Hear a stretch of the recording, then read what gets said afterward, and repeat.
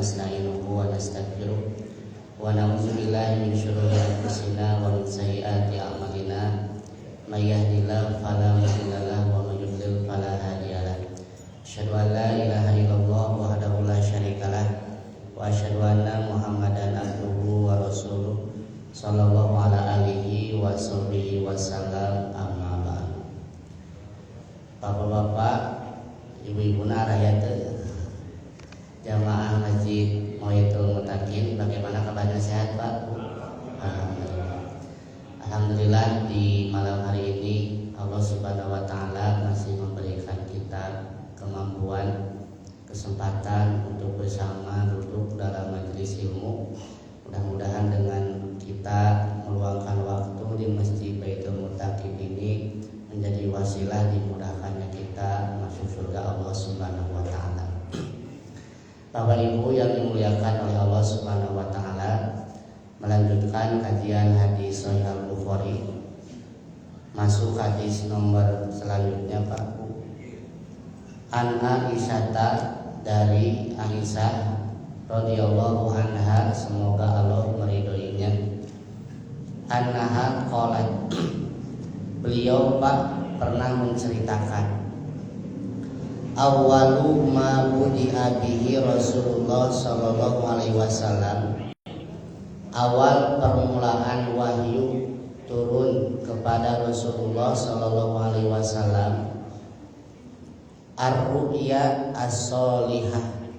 Di dalam riwayat lain, ar-ru'ya as-sadiqah, itu berupa mimpi yang benar-benar terjadi, mimpi yang betul-betul nyata. Bin naumi, dalam keadaan tidur. Fakana la yara ru'ya illa ja'at misla falaki subhi. Nabi tidak melihat mimpi itu di dalam mimpinya kecuali datang seperti cahaya terang subuh. Bapak-bapak yang mengalami camping dulu sebelum zaman listrik, yang namanya cahaya terang subuh itu nantinya diantos. Karena camping zaman dulu Pak berbeda dengan camping zaman sekarang. Jadi camping zaman ayeuna mah dan kulistrike caang banyak. Tapi kalau dulu yang namanya camping itu caang subuh teh di antos-antos gitu. Bagi yang mengalami tentu bagus. Nah, mimpi wahyu Nabi itu sangat jelas Pak, sangat terang, seperti terangnya waktu subuh. Kemudian kata Nabi, summa hubbiba ilaihil khala. Kemudian dijadikan rasa cinta bagi Nabi itu al-khala, menyendiri. Jadi Nabi ketika menerima wahyu pertama dijadikan senang untuk sering menyendiri, nyorangan gitu. Wa kana yakhlu bi ghori Hira, dan Nabi melakukan kholwat. Kholwatnya naon Pak? Berdua-duaan. Dengan siapa? Dengan Allah Subhanahu wa taala. Makanya ada hadis, la yakhluwanna rajulun bi imra'aitin ila ma'adi mahram. Tidak halal seorang laki-laki dan perempuan berdua-duaan, melainkan di sana ada mahram. Bapak ibu yang punya cucu tidak boleh membiarkan anak cucu yang sudah dewasa duduaan-nya, nah di ruang tamu atau diajak kencan, itu tidak boleh. Karena nanti yang ketiganya siapa Pak Bu? Setan. Jadi Nabi di sini dijelaskan senang menyendiri dan berdua-duaan dengan Allah di mana bigori Hiro, di gua Hiro.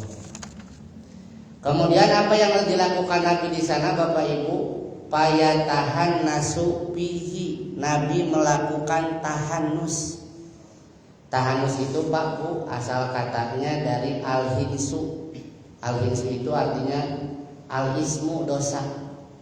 Jadi membebaskan diri dari dosa, itu asal tahanus.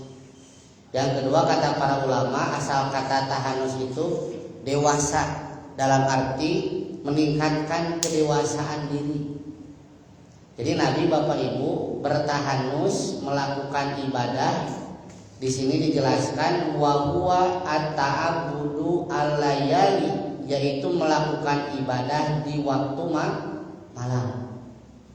Jadi Bapak Ibu, sebelum Nabi Muhammad SAW sering beribadah malam, nabi-nabi terdahulu juga, salah satunya Nabi Ibrahim, itu punya kebiasaan beribadah di waktu malam. Maka sampai saat ini kita mengenal istilah sholat malam atau tahajud. Kemudian apalagi Pak Bu, ibadah malam umat Islam melaksanakan i'tikaf di 10 hari terakhir Ramadan. Bahkan Bapak Ibu mohon maaf, saya baca di kitab-kitab madhab Syafi'i, di madhab Syafi'i itu ada 5 malam yang dianjurkan begadang malam, semalam suntuk. Ya rawa ya teh Pak Bu, anu apa? Jadi aya madhab Syafi'i.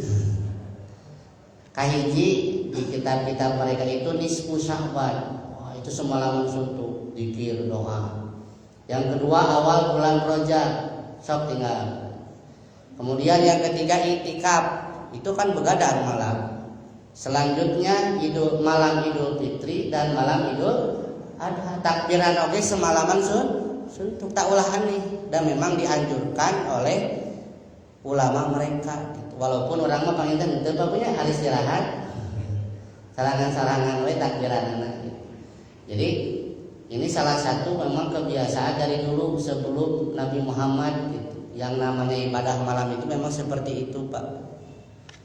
Kemudian Bapak Ibu yang dimuliakan oleh Allah, qabla an yanji'a ila ahlihi, sebelum Nabi berangkat ke Gua Hiro, wa yatazawwadu lidzalika, Nabi berbekal, membawa bahan perbekalan.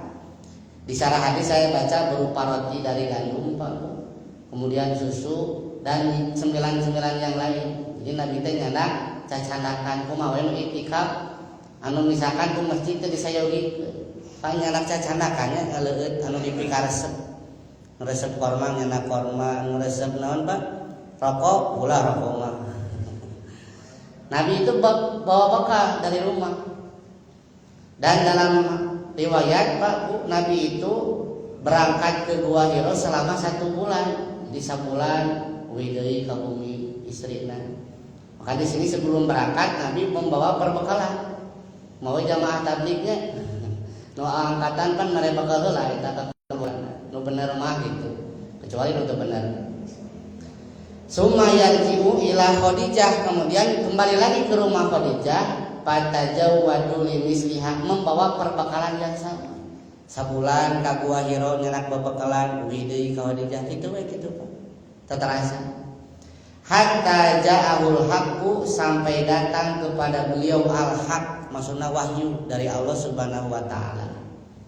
Wa huwa fi Gori Hiro, dan itu dilakukan Nabi di Gua Hiro.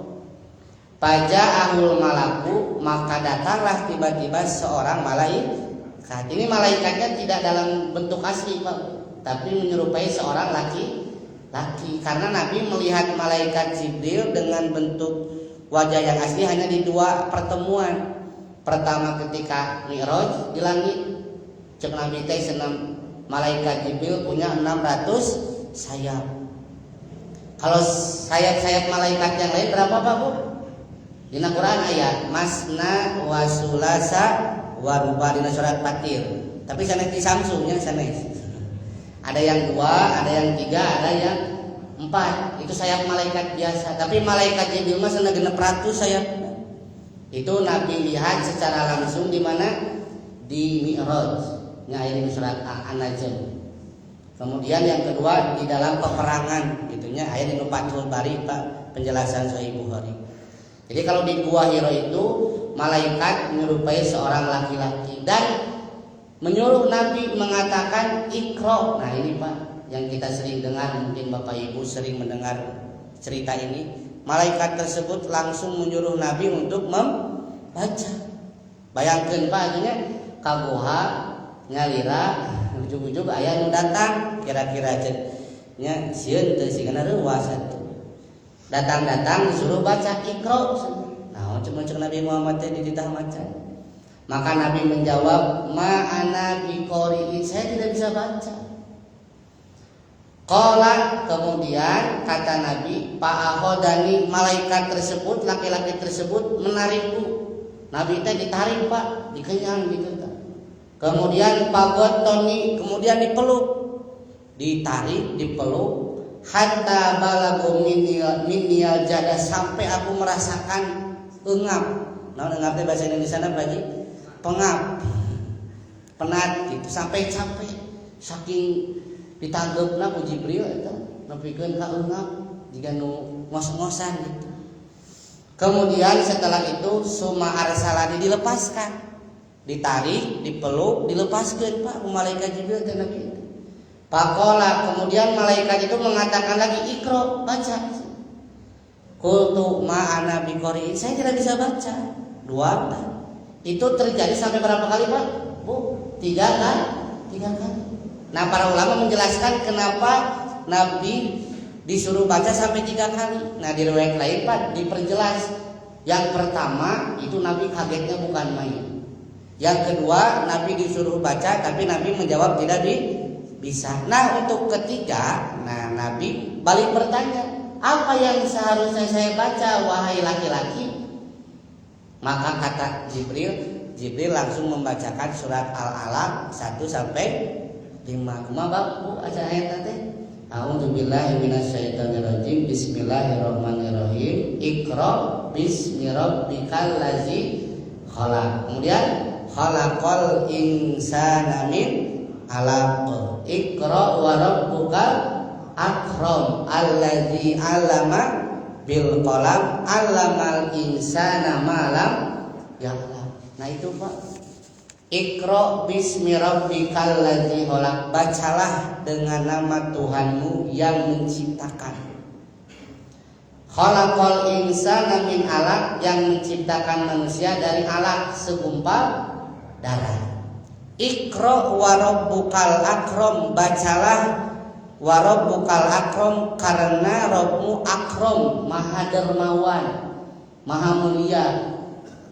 Alladzi 'allama bil qalam, yang mengajarkan dengan perantaraan kalam. 'Allamal insana ma lam ya'lam, mengajarkan manusia apa yang tidak diketahuinya. Nah ini Pak Bu, kata para ulama, merupakan terobosan yang sangat luar biasa dari Allah, mengajarkan Nabi Muhammad bahwa wahyu yang pertama itu mengarahkan kepada peradaban ilmu. Jadi Pak Bu, ada kaitannya antara wahyu dan penciptaan manusia pertama. Coba Pak Bu, kira-kira apa hubungan wahyu dengan penciptaan pertama? Kata Ibnu Katsir dalam tafsir Ibnu Katsir, ketika Allah Subhanahu wa taala menciptakan Nabi Adam itu dilebihkan, diunggulkan daripada malaikat dalam masalah ilmu. Kan wahyu itu ilmu dari Allah Subhanahu wa taala. Artinya Bapak Ibu, kemuliaan seseorang itu diukur bukan dari harta, tapi dari ilmu. Mangga Bapak-bapak baca lagi sejarah Nabi Adam. Nabi Adam ditinggikan derajat oleh Allah dengan ilmu, berbeda dengan iblis. Iblis itu kan mengukur segala sesuatu dengan materi. Ketika iblis menjawab, "Ana khairun minhu," ya Allah, saya lebih baik daripada Nabi Adam. "Khalaqtani min nar," engkau ciptakan aku dari api, "wa khalaqtahu min tin," sedangkan engkau ciptakan dia dari tanah. Merencep orang Sunda mah alus mana sana-sana jeung taneuh gitu. Nah itu pola pikir iblis, itu pola pikir materi. Jadi punten bapak-bapak, ibu-ibu termasuk saya, kalau menilai anak sukses dan tidaknya dari harta, berarti bapak ibu dan saya teh bani iblis. Bener teh Bapak? Iblis. Ninggal mantu teh langsung ditanya teh naon? Ujang teh saha? Budak saha? Gawe di mana? Kan gitu. Mertua anu mata duitan. Henteu Ujang, pesantrenna di mana? Apa sabaraha juz? kumaha salatna kan jarang menakan gitu. Bahkan mun bisa mah mertua teh tes baca Quran budak mantuna calon mantu. Makanya sekali lagi Pak, ini mengajarkan kepada kita proses wahyu turun pertama dari Allah itu mengingatkan kita bahwa ilmu itu merupakan hal yang sangat mulia di mata Allah daripada materi. Buktinya Nabi Adam dilebihkan dalam masalah ilmu daripada malaikat. Makanya Bapak Ibu yang namanya akram, kan tadi ayatnya Iqra bismi rabbikal ladzi khalaq khalaqal insana min alaq. Iqra wa rabbuka akram. Allah itu punya sifat akram, maha dermawan, maha mulia. Bapak Ibu, saya baca di sejarah yang namanya akram di zaman jahiliyah itu orang yang banyak harta, banyak istri, banyak anak. Itu disebut akram. Maka dengan turun ayat surat Al-Alaq, Allah menjelaskan bahwa mulia seseorang di mata Allah bukan banyak harta, bukan banyak anak, bukan banyak istri, tapi alladzi alama bil qalam, yang berilmu Bapak Ibu. Jadi kacamata kita kudu dirubah Pak Bu. Ya, lamun ningalina naon teh ulah dunia, tapi masalah ilmu. Jadi Bapak Ibu untuk menerima seleksi calon menantu tinggal ilmu. Oke lah ilmu duniana mantap, tapi ilmu agamana coba. Makanya di surat hilaf dari Maryam ya, kita diingatkan arum. Kata Allah Bapak Ibu, ada satu ayat yang menyinggung kita semua. Ya'lamuna dhahiram minal hayatid dunya. Banyak orang-orang yang silau dengan ilmu dunia. Wa hum anil akhirati hum ghafilun. Sedangkan terhadap ilmu-ilmu akhirat mereka lalai. Di tafsir saya baca apa maksud ayat itu Bapak Ibu? Alimun bi amri dunya. Alim teh segala apa masalah dunia. Tapi jahilun bi amril akhirah. Bodoh katotoloyo masalah akhirat. Nabi menjelaskan contohnya kumaha. Kata Nabi, himarun bin nahar, ciri orang yang bodoh ilmu akhirat, pinter ilmu dunia teh naon? Himarun bin nahar, hidup mereka di siang hari seperti keledai. Nu di pikiran teh ngan makan duit gitu kerja. Sedangkan di waktu malam kata Nabi, jipatun billail, mereka seperti bangkai di malam hari. Kulantaran dulunya capek, tidak ada waktu malam untuk ibadah. Mau dudunya cepat gitu. Ya, ini kumaha bahasa Sundana teh. Ini poek balik poek, itunya segala dikorbankan. Itu disitir oleh Allah Subhanahu wa taala Bapak Ibu. Karakter orang yang pintar masalah dunia, bodoh akhirat gitu. Di siang hari jiga kale, kan kale teh tukang dahar, di pikiran teh makan we makan. Nah, malamna jipatun seperti bangke. Tidak ada waktu malam untuk ibadah. Nah, alhamdulillah Bapak Ibu kalau itu menimpa anak cucu mantu kita. Memang segala boga gitu kan, tapi subuh tara salat, tahajud, boboraah gitu. Penampilan istrina budak-burangna sugan dipadileh henteu gitu. Hati-hati Bapak Ibu kalau memang tujuannya materi. Maka dari itu Bapak Ibu di sini diingatkan akram itu, kemuliaan itu sekali lagi bukan dari harta tapi ilmu. Maka dari itu Bapak Ibu yang dimuliakan oleh Allah Subhanahu wa taala, Nabi pernah mengingatkan babunya, la hasada ila bisnatai. Kita tidak boleh iri dengki kecuali kepada dua orang. Babunya ini yang disebut gibtoh, iri yang dibolehkan. Secara umum iri itu tidak boleh karena menghanguskan amal perbuatan kita. Tapi kepada dua orang ini kita harus iri. Siapa Bapak Ibu pertama? Kata Nabi, rajulun atahullahu malan. Orang yang Allah beri karunia harta, fasalatahu ala halakatihi fil haqqi, kemudian menghabiskan hartanya di dalam kebenaran, di jalan Allah Subhanahu wa taala. Tah kitu Pak. Lamun urang ngarek iri dengki tah kanu beunghar nu kitu. Nu pasantrena di mana-mana, masjidna di mana-mana, sedekahna teu Ramadan unggul tah itu nu kudu kabita. Jadi geus sok tos seueur cek beja apa aja anu di ditu di dieu tah kitu nu kabita. Lain anu nganemong-nembong aksesoris duniawi nepikeun aya kulawargana oge punten nya aya nu curhat Pak Ustaz abi mah boga dulur beunghar teh ngan beja we cenah teu kacepretan-cepretan acan. Piraku cenah nya Pak Ustaz. Bora kacepret-cepretan acan. Berarti itu beunghar naon eta teh? Beunghar gelaras eta. Kemudian yang kedua kita harus iri kepada siapa Bapak Ibu? Rajulun atahullahu ilman awul hikmah wa huwa yaqdi biha wa yu'allimuha. Seorang yang Allah berikan ilmu agama dan dia menghabiskan hidupnya untuk mengajarkan ilmu tersebut. Jadi Bapak Ibu dan saya irinya itu harus diarahkan. Nu beunghar nu soleh jeung anu berilmu, anu ilmuna itu bermanfaat. Lain dibalik nu beunghar iri kan beunghar teh beunghar anu pamajikanna loba. Bari teu apal geus haji acan gitu nya. Masjidna di mana wae atuh ulah keur kitu moal kabita. Terus berilmu juga berilmu punten agama. Bukan berarti tidak boleh berilmu dunia. Cuma yang lebih harus diprioritaskan ilmu agama Bapak Ibu daripada ilmu dunia. Ini syukur-syukur mantu Bapak Ibu teh S3 duniana gaduh agamana gaduh eta mah alhamdulillah. Tapi kan kenyataan mati kitu babunya sakadang dibalik gitu. Kemudian Bapak Ibu yang dimuliakan oleh Allah Subhanahu wa taala, kita kembali lagi, saya persingkat saja karena waktu mendekati waktu Isya. Jadi singkat cerita Nabi pulang ke rumah Khadijah Bapak Ibu dalam keadaan di sini dijelaskan paraja'a biha yarjupu puadu. Nabi pulang ke rumah Khadijah teh Pak Bu dalam keadaan soak ruas. Hatinya itu bergetar. Kumaha Bapak Ibu nu pernah ngalaman soak Pak Bu? Soak naon we misalkan geumpeur gitu. Kalau saya geumpeur teh lamun mimpi buruk Pak Bu nya. Kan mimpi buruk mah ulah dicaritakeun nya.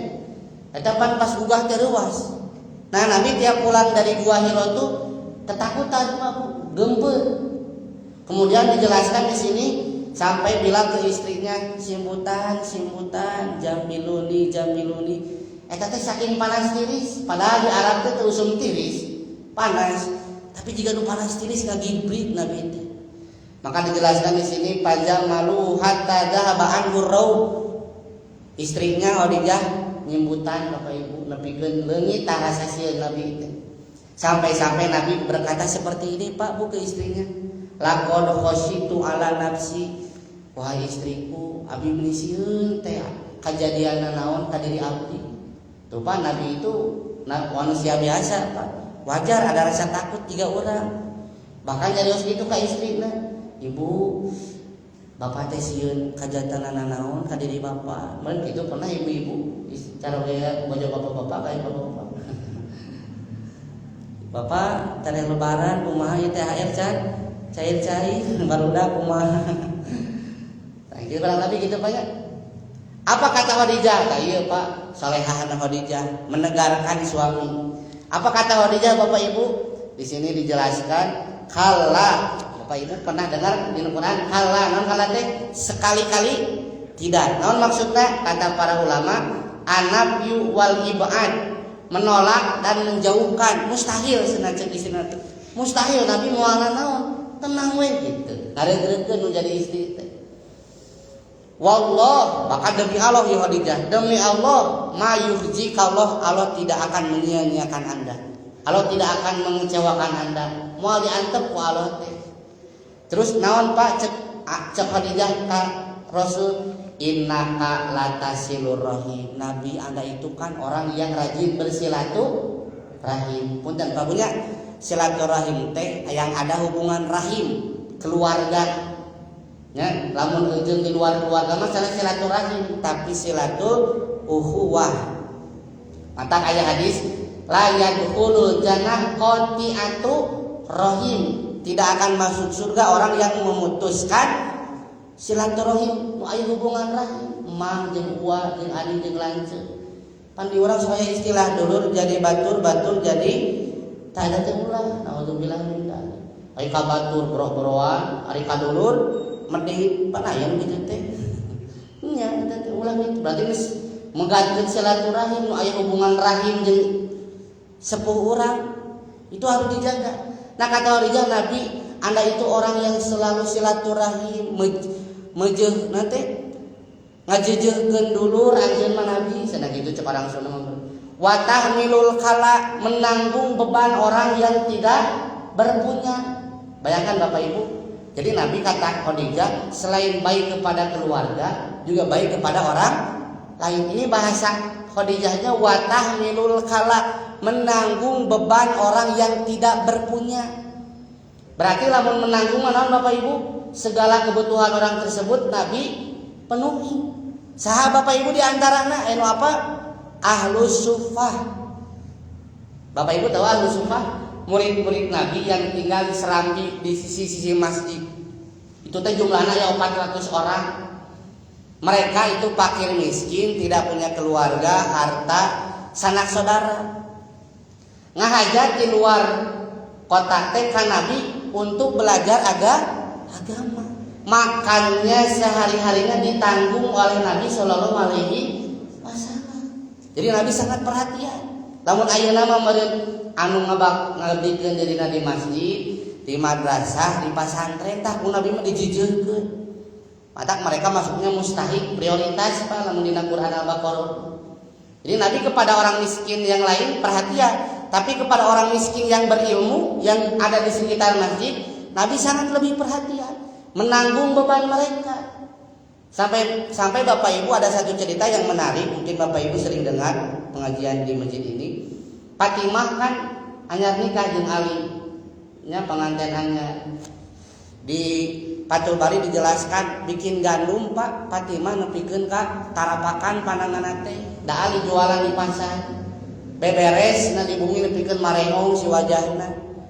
Ngambil air Fatimah ieu Pak, budak awewe. Budak awewe ngora Mahmud mamah muda. Itu ngalacai bil kirbah. Bir kirbah teh ieu kai terus ember buah badak ini kabayang Bapak Ibu. Begituan teh mau cai sorangan nepikeun tapakan. Terus Ali bin Abi Thalib pulang dari pasar ngeluh nu ngaranna istri anyar kawin merenya. Capek jadi ngeureun rumah tangga teh. Sekali teh kumaha? Tuh si bapak pan karek euy perang. Nyanak tawanan perang seueur, pentah hiji cenah jadi pembantu. Aya kan ini Sahih Bukhari. Cek Fatimah teh nya bener, langsung we ka rumah bapakna Muhammad sallallahu alaihi wasallam. Pek ka rumahna teh aya Nabi teh can uwi. Aya istrina saha? Aisyah, cek Aisyah teh kewe diwartoskeun nya sok uwi heula. Uwi heula we Fatimah gitu. Kemudian Nabi datang ke rumah, disampaikan oleh Aisyah, suamiku Rasul tadi si Neng ka dieu nyungkeun pembantu hiji cenah keur naon? Nyungkeun tawan perang hiji keur dijadikeun pembantu. Langsung Nabi teh telami eta mah ka bumi Fatimah jeung Ali. Bahkan di riwayat dijelaskan duduk di kamar istri dan menantunya, duduk di rumah anak dan menantunya. Kumaha cek Nabi Pak? Neng, cek orang Sunda mah. Tadi Neng cenah ka bumi nyungkeun tawanan perang hiji kerja di pembantu. Muhun Bapak cenah manawi aya ka Bapak teh nembe wih perang. Kumaha cek Nabi Pak Bu? Wallah la utikuma. Saya tidak akan memberikan tawaran itu kepada kalian berdua. Bahkan nepikeun ka demi Allah, wallah la utikuma. Kumaha Bapak Ibu walana Nabi? Wa ada ahlus suffah tutwa buturum. Saya tidak mungkin membiarkan ahlus suffah, murid-muridku yang di masjid yang banyak itu, mereka sampai kelaparan. Jadi senapunten moal waka dipasihan eta si tawanan perang teh rek dijual, artosna rek dipeserkeun tuangan ke ahlus suffah nu jumlahna 400. Nah karunya lalapareun can mararakan. Bayangkeun Bapak Ibu, matak cek Nabi teh sok ayeuna mah dikir subhanallah 33 kali. Terus alhamdulillah 33 kali. Tah pas takbir 34 kali. Jadi seberapa Bu? 100. Cek Nabi naon? Wa huwa khairun min khadimin. Itu lebih baik daripada pembantu. Jadi maksudnya naon? Eta kacapehan teh bisa leungit ku dzikir anu bener-bener diresapi. Pan kacape ketina hati Bapak Ibunya. Cek Nabi teh punten, ieu tawanan perang teh ku Bapak geus dianggarkeun keur nu di masjid. Tuh Bapak Ibu, Nabi sampai seperti itu, merhatikan anu miskin tapi berilmu gitu. Mata cek Khadijah, engkau itu selalu silaturahmi, menanggung beban orang yang tidak punya. Wa taksibul ma'dum, dan memberikan pekerjaan kepada para penganggur. Kabayang tuh Bapak Ibu, berarti Nabi teh beunghana luar biasa tah Bapak Ibu. Lamun hoyong kabita nu beunghar nu jiga Nabi ieu. Kadulur di papayan saha anu butuh gitu. Terus batur saha anu butuh. Tuluy anu pengangguran dibere pekerjaan tah gitu kabita mah anu barangkali itu. Terus naon watak krib doib. Nabi itu Anda selalu memuliakan tamu. Punten Pak Bu, tamu zaman dulu bukan seperti tamu zaman sekarang. Tamu zaman Nabi itu tamu yang dari luar kota, anu jauh Pak, anu melancong. Maka Nabi itu memuliakan dengan menyediakan penginapan, menyiapkan makan. Jadi lain tamu salewat. Tamu salewat kok diberi cai jeung bala-bala beres ya. Tapi Nabi itu memuliakan tamu sampai disugemakeun. Jadi beda jeung ayeuna mah meureun tamu alami-alami teh. Tapi kan dulu itu tamu teh ti jauhnya sababaraha hari namun teh. Tamu Nabi teh disugemakeun. Mun Nabi teh gaduh, para sahabat ngelarian bisa ngajauh. Kemudian Bapak Ibu di sini dijelaskan wa tu'inu ala nawaibil haq. Nabi juga selalu menjadi penolong para kebenaran. Dulu Bapak Ibu ada yang istilahnya hilful pudul. Bapak Ibu pernah ngadangu hilful pudul? Hilful pudul itu Nabi membuat sumpah setia Bapak Ibu. Kalau sekarang Bapak Ibu Nabi itu bikin aliansi untuk menebar kebaikan. Tah Nabi teh jadi pemodal Pak. Puntennya lamun bahasa gubernur kamari RK mah naon? Jabar bergerak. Tah Nabi teh jadi penyokong. Lamun aya acara di masjid, di pesantren, di madrasah, di masyarakat teh tah Nabi selalu jadi orang yang paling pertama nyuplai dana gitu. Pan kami tak orang ini namun ningali hubungan gitu, tiap aya program di masjid, di madrasah, di sekolah, di masyarakat, wah itu si Pak Haji eta aya wae di daftar nomor hiji. Tah Nabi teh kitu, beungarna teh nepikeun ka katulungan. Mata wajah dina hadis teh kedermawanan Nabi itu seperti apa Bapak Ibu? Kata Ibnu Abbas, seperti angin yang bertiup. Nah, angin bertiup teh dalam hal kemerataannya Bapak Ibu. Saya baca di sana hadis, Nabi itu baik orang miskin, orang kaya, itu merasakan dermawannya Nabi baik dari segi ilmu dan harta. Sampai-sampai Umar bin Khattab kan pernah jadi amil, Pak Bunya. Jadi amil zakat, pun Nabi teh pasti jatah. Ya Umar sana jatah Anda. Cek Umar teh Nabi abi mah teh peryogi, pasti kene kan mampu. Kumaha cek Nabi teh? Tampi mah tampi heula we da ieu mah hak anjeun. Tos nampi bade dipasikeun ka batur mah telang. Nah ieu jadi dalil bapak-bapak anu di dieu jadi amil zakat terus beunghar ulah ngerasa kahinakeun menang bagian zakat, lain ngahinakeun eta teh. Eta bagian bapak hak zakat, hak sebagai amil. Tampi we ulah ngerasa hina. Tos ditampi mah pasikeun anu